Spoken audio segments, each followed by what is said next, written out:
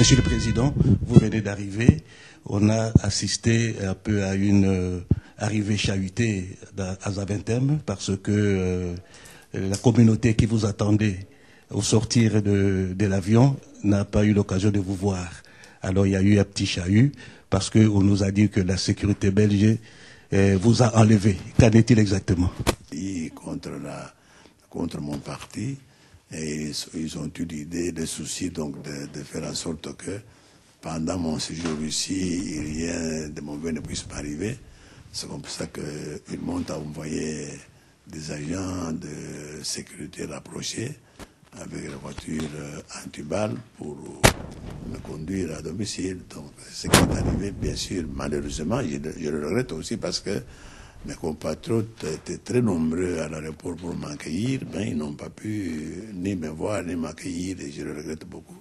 J'ai trouvé le moment de les réunir ensemble pour m'excuser. Et maintenant que dans l'opposition, on se trouve avec plusieurs candidats, nous qui suivions la politique du pays et qui connaissions l'échiquier politique, nous savons que vous êtes les candidats qu'on appelle candidats du peuple, donc candidats de l'opposition, mais il y en a qui se disent aussi opposants. Je pense à Caméré, qui est opposant depuis l'année dernière. Il y a aussi d'autres, comme Ada Bombole, du MLC, qui a aussi posé sa candidature. Est-ce que cette prolifération des personnes qui se disent opposants pour briguer le seul poste ne vous inquiète-t-il pas? Pas du tout. J'aimerais même qu'il y en ait plus. On a lutté tant d'années pour la démocratie pour qu'on puisse priver un seul de nos compatriotes qui veut se porter candidat à la présidence de ne pas le faire. Ils peuvent le faire autant qu'ils veulent, mais ça n'a rien à faire avec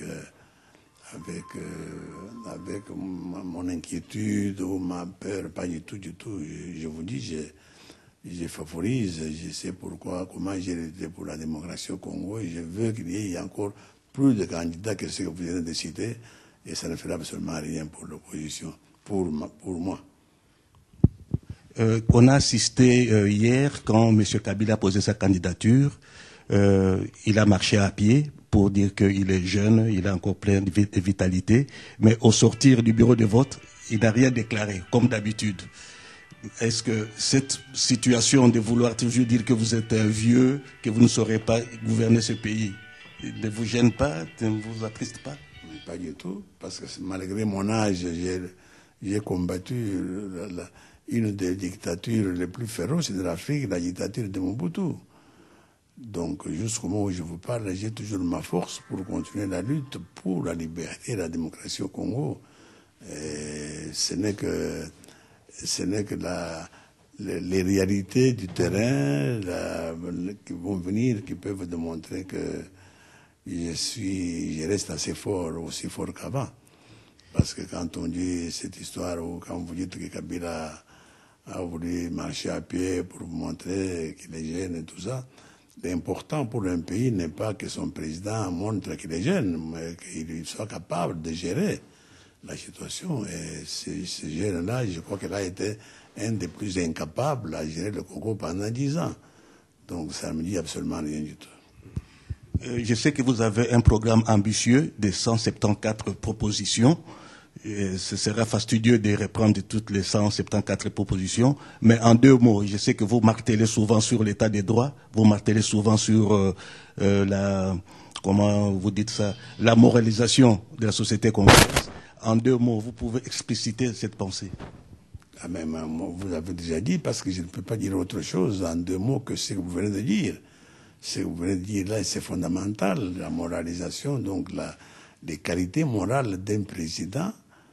C'est absolument essentiel. Beaucoup de gens n'attirent pas leur attention là-dessus, mais moi je crois que c'est essentiel, surtout dans l'Afrique où les pays sont gouvernés de la manière que vous connaissez.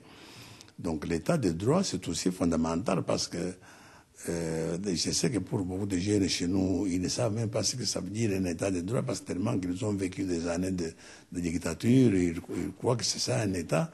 Mais l'état de droit, c'est tout à fait autre chose. C'est le point de départ de tout développement. Il n'y a pas un développement dans un État qui puisse développer sans être un pays de droit, un pays où règne la justice et la bonne gouvernance.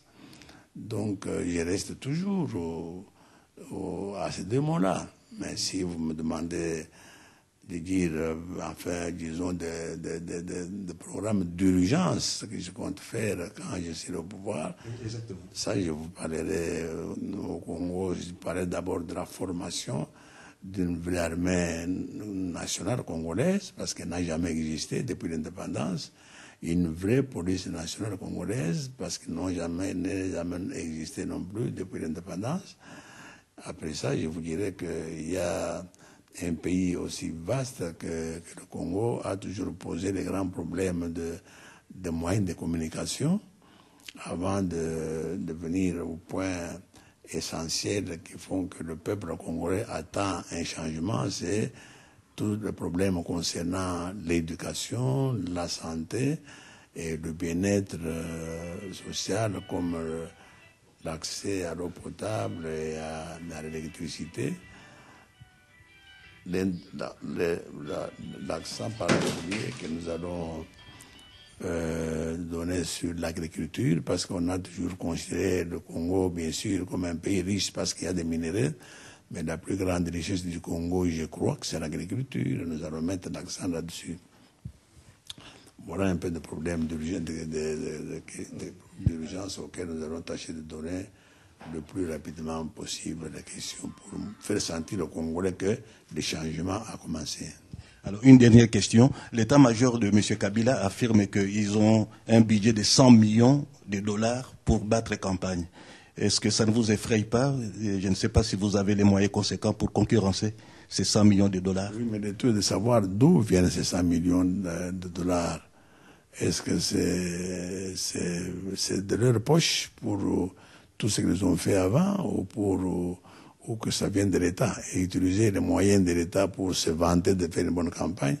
Et je vois que ça devait être une honte pour eux de se vanter sur ce côté-là parce qu'ils savent qu'ils doivent beaucoup à l'État pour avoir volé. On n'a jamais vu depuis l'indépendance un gouvernement qui a volé les deniers de l'État comme le gouvernement Kabila. Donc moi je crois que c'est plutôt une honte que de se vanter pour posséder 100 millions de dollars pour la campagne. Je vous remercie, Monsieur le Président.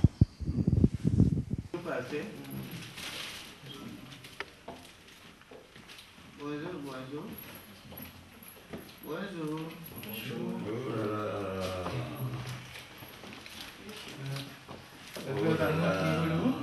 Maman Philo. Elles ont pour le faire fleurs. Hein? Va donner un grand-papa. Va donner un grand-père. Oh là là. Merci les enfants, merci. Bonjour à Merci beaucoup. Et pourtant, on nous a amené votre fleur hier. On nous a déjà donné beaucoup. Nous sommes déjà servis, merci. Donc, Jemima et Keren. Ah. Merci. Êtes-vous ici? Bonjour.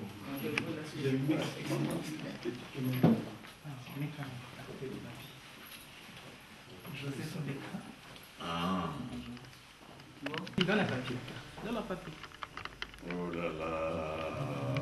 Mes amis, merci beaucoup. Ils ont écrit avec leur écriture. C'est l'écriture vraiment. Ils ont écrit pour un état de droit au Congo. C'est signé Jemima, Keren et Maman Philo, veuve Armand Tungulu. Voilà, c'est tout. Elles ont mis toute leur foi en vous parce que vous représentez pour elles la justice. Très bien. Voilà. Oui. Ah, bonjour, comment ça se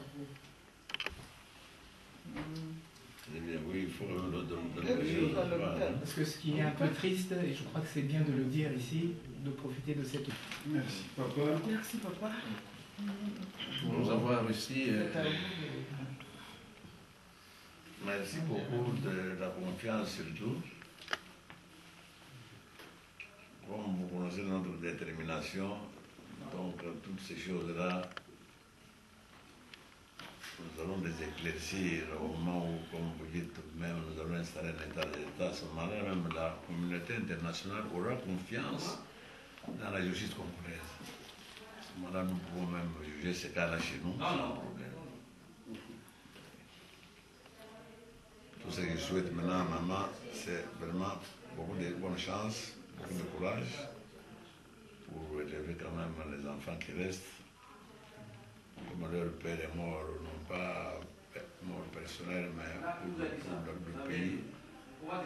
Le pays vous récompensera à un moment donné d'une manière ou d'une autre.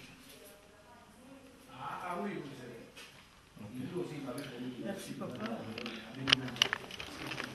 Merci peu comment là yo. Celui qui est avant, tu es votre frère.